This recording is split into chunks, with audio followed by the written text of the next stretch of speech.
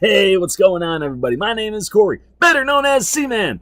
And I want to welcome you to another edition of the Seaman's Cinema Sit-Down. Oh, it is spoiler talk day over here at the Cinema Sit-Down, folks. We knocked out Mission Impossible spoiler conversation, and now it is time to dive into another movie that I've been dying to talk about because of one big spoiler at the end of it.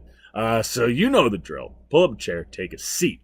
It's time to dive into everything I wasn't able to talk about yet about Sorry to Bother You. Now, if you saw my live reaction, you know I love this movie. Even though I needed to see this, I wanted to go see it a second time to really drive home how much I loved it. Love this movie. And of course, if you saw my non-spoiler review, you know I had a ton to say about this movie because Boots Riley had a ton to say in this movie. Both from a writing perspective to what he does with the characters on screen and what he's able to do with the camera. Just awesome, but there's even more content to dive into, man. So let's dive into all the goodies.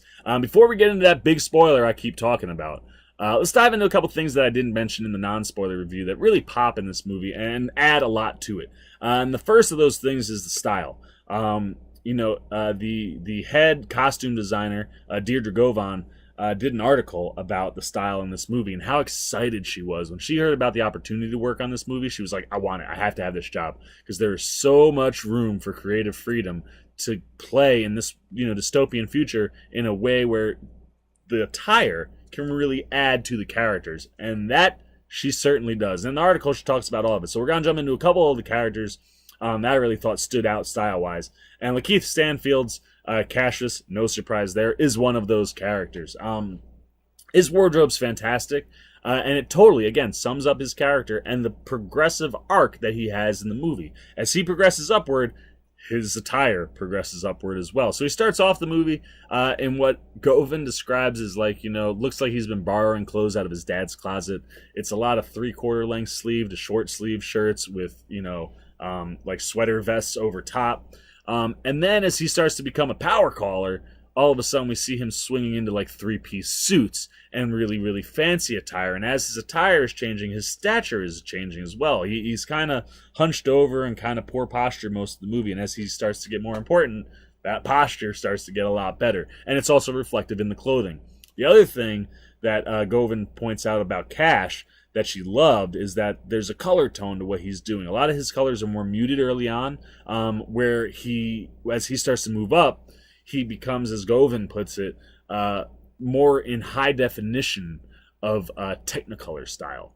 And it's true, man. The style pops in a whole different way when he starts moving up. And we see a lot of red and blue and yellow and green and just colors that you kind of associate with chasing the money, man. And it reflects in the way he changes in the movie. And I just love that Govan is able to do that through, costume design to add all these other elements to things that Boots Riley's already doing. One of the other ones that stands out, probably even more than Cash, is Tessa Thompson's Detroit.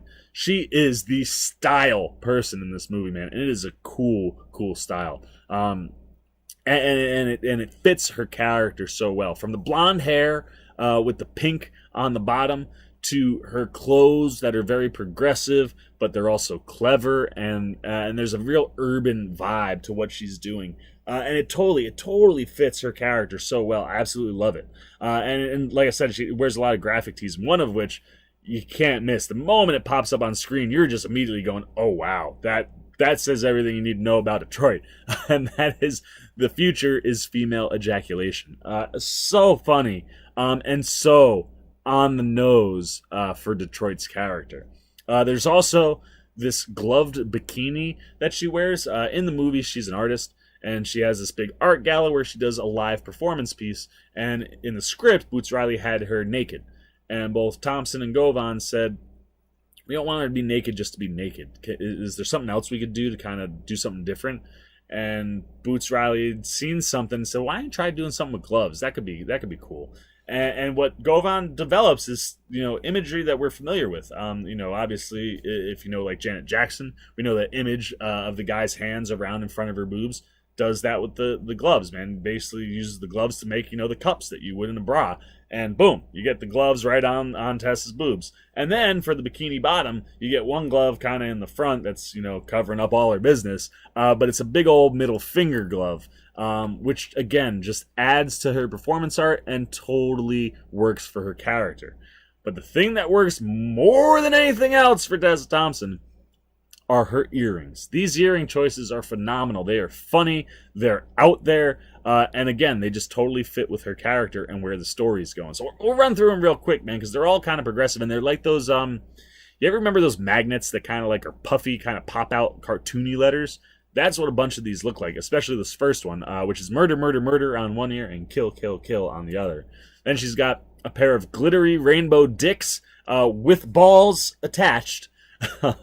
She's got a person in a chair, and all of a sudden, as you start to get closer and closer, and like you can get a good look at it, you start to see, my hair is wild today, huh? You start to see that the person in the chair actually has a bag over their head, and they're strapped, and there's a piece on top of the bag. It's an old school electric chair. Again, just always a lot to say in just the earrings. She has another one that says bury the rag, and then on the other earring, deep in your face. Very feminist, in your face things that totally match up with that very feminist in your face style and flow to Detroit. Another set that say you're going to have to fight. Another one says tell Homeland we are the bomb. And the final one I couldn't make out. I thought it said Bella Cielo, but I don't know what that would mean. And I could be wrong. But anyway, all of them pop, and they all stand out, and they all add to what Tessa Thompson's Detroit is. And I love it. And I love that Govan just had fun, and the stuff that she was having fun with added to the movie. Also, Amari Hardwick. Amari Hardwick is so sharp. He stands out big time. He's very sharp. He's very stylish. He's cool in his dress, but it's all about what's going on up here with Amari Hardwick's Mr. Boop, which I don't know why they beep out that name, but since they do, it totally fits with what he's got going on here. He's got that old school bowler hat, which is so cool for him. He's got this beard that's, if you were to just cut the bottom of mine off, he has a beard like that pops and makes him very unique from everybody else. And then the eye patch. And all of that plays so well into the character that he develops in the movie. And then finally, Armie Hammer. His Steve Lift. Very, very interesting cat. And Govan said the thing with him was that she wanted him not to seem like a rich, evil corporate genius, but more like a guru. And you get that vibe just because of what he's wearing, which is, he's got like a caftan and like a linen wrapped skirt combo going on, but then he's also wearing like a riding jacket and riding boots. And the whole concept, according to Govan, was that he's supposed to be the embodiment of entitlement and wrongful cultural appropriation. No line could sum up Steve Lift better than that. And the dress and the attire totally fit that. And all of that plays into the big scene that Armie Hammer has with Cash at the party. It's absolutely wild. Such a brilliant job by Deirdre Govan in this movie. Definitely someone who should be, keeping an eye out for come award season. Now, one of the other things I love in this movie, too, is Cash's living situations. He starts the movie out in his uncle's garage. His uncle is Terry Crews, which he has a really funny interaction where he's like, man, you're just always trying to, put people down, man, and, run stuff, keep it to your family and whatnot. He's like, Cash, you're my nephew. You're my family. But it's literally the garage, and you get that scene that you see in the trailer where him and Tessa Thompson are starting to get at it, and the garage door opens, and everyone's like, get a room! He's like, I got a room! And what's really cool is he goes from that to, he can't pay his uncle rent, and his uncle's going to lose his house. Even if Cash could pay him all the back rent that he owed him, he still was probably going to lose the house. And then Cash becomes a power caller and starts seeing all these zeros stack up at the end, man. That's the thing. Things that he's uncomfortable doing, working with Worry Free, he's like, yeah, it's okay because of all those zeros. And he's able to actually buy his uncle's house so he could save the house. He moves out, and he moves into a couple different apartments. And the apartment moves are transitions to get you from in jumps in time, which is kind of a really cool cinematic thing that Boots does. But they also progressively get better as the amount of money he makes gets better. And ultimately, he ends up in like this big white fancy apartment, and that's where him and Tessa Thompson break up. All sorts of bad things going on as he gets to these better apartments. So when he finally comes back around to being himself by the end of the movie, he moves back in to the garage. And the other thing that's cool with that is it's not just the normal garage.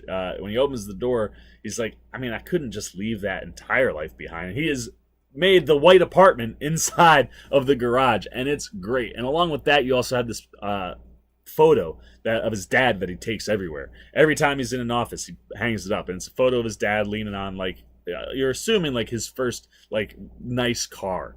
And then as Cash moves up and starts to do questionable things, we start to see his dad change when he puts the picture up in different places. And at one point he's like this, and then by the time he comes back around and ends up back in the garage, that, you know, he's doing like that heel, like that jumping heel click thing. It's absolutely hysterical, and I love the way that works. Man, I was going through my notes, and I was like, oh, this is such a small thing, but it sums up so much about Cash and just the type of movie you're getting. That if you're going into Sorry to Bother You, this will tell you what you're getting into. Cash goes to a gas station and goes, "Can you put 40 on 2?" And you're expecting like, oh, $40. That's, you know, sounds about right. You know, if you think about gas these days. And he drops the money into the thing, and it's 40 cents. I absolutely loved. I burst out loud laughing when that hit. And that's the type of humor you get in this movie, along with.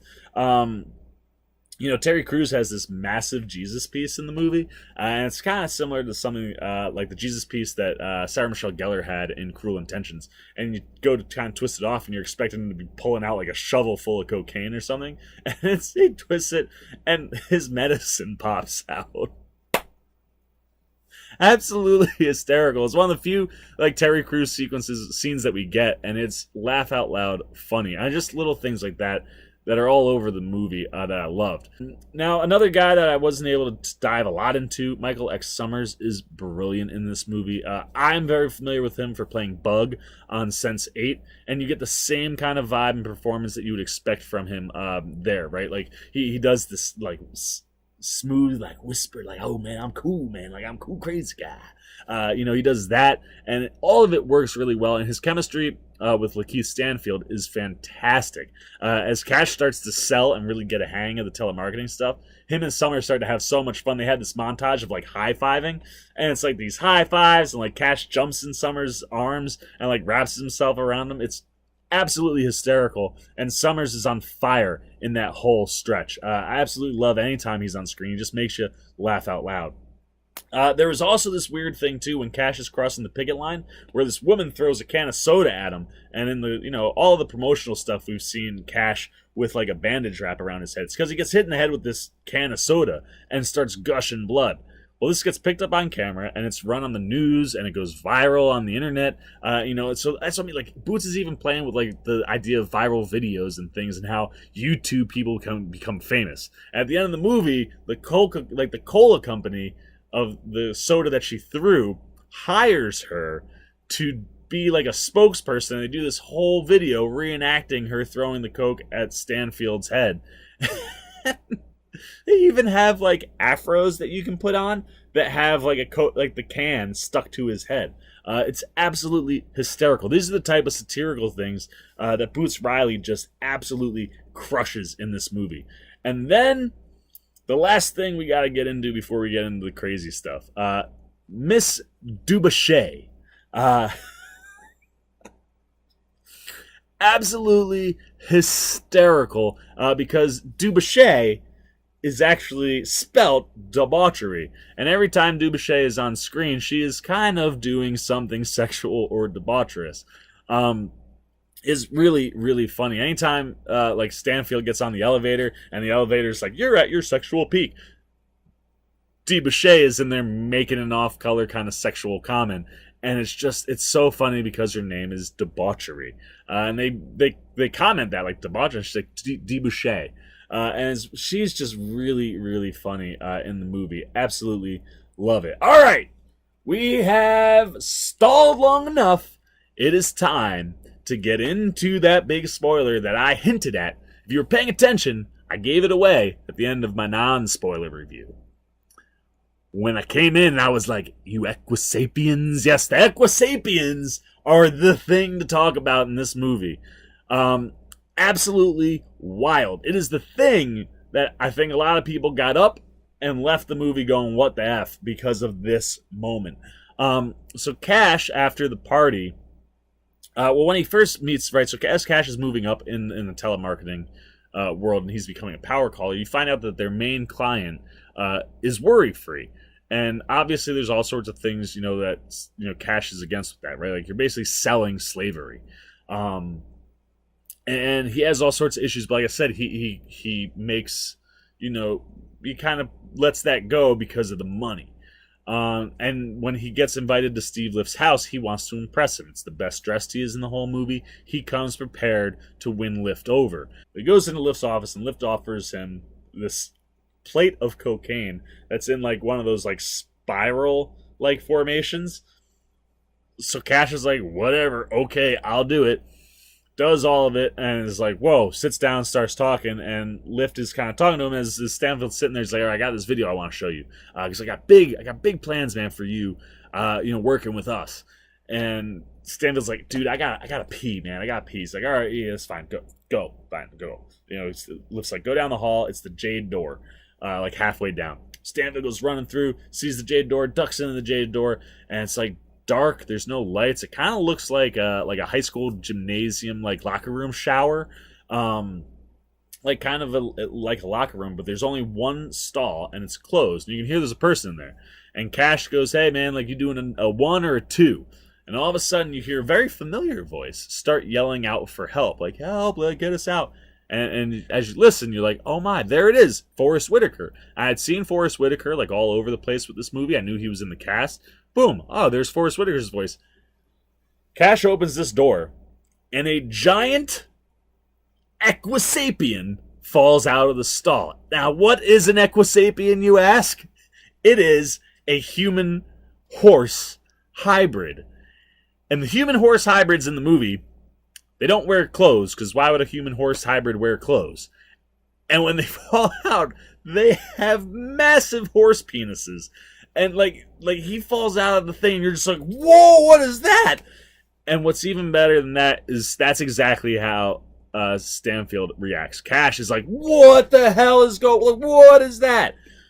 And as you come to find out, like, he's freaking out, and the Equisapien's on the ground. He's like, man, you gotta help us. And then there's all these other Equisapiens in like chains and things, and Cash is freaking out, rightfully so, because we're all freaking out. Like, what is going on? And Lift shows up with a gun. He's like, come on, like, come back with me. We'll calm down.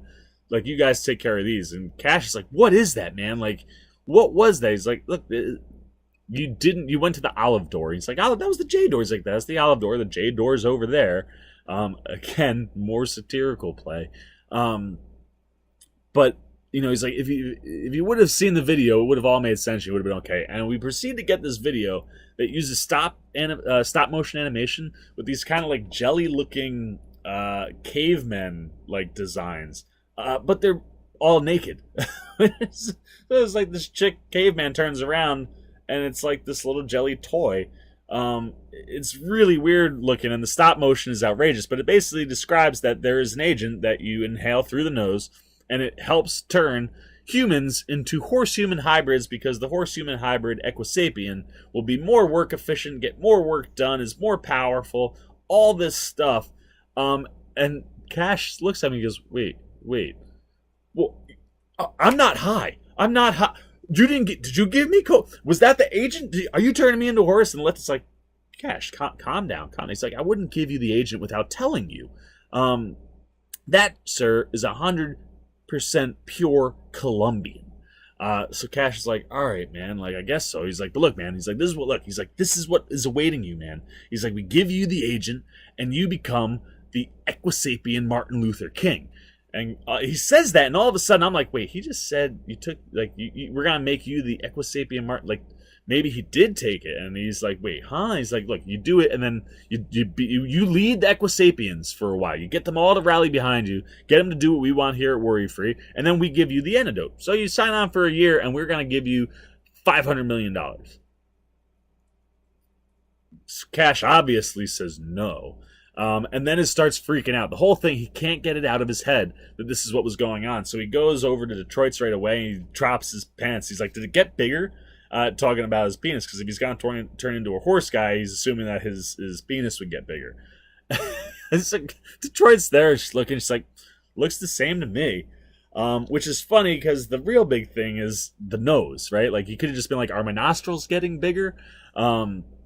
Actually, I think he does. He actually does do the nostril thing. And she goes, I think they're bigger, but I think it's because you're flaring them.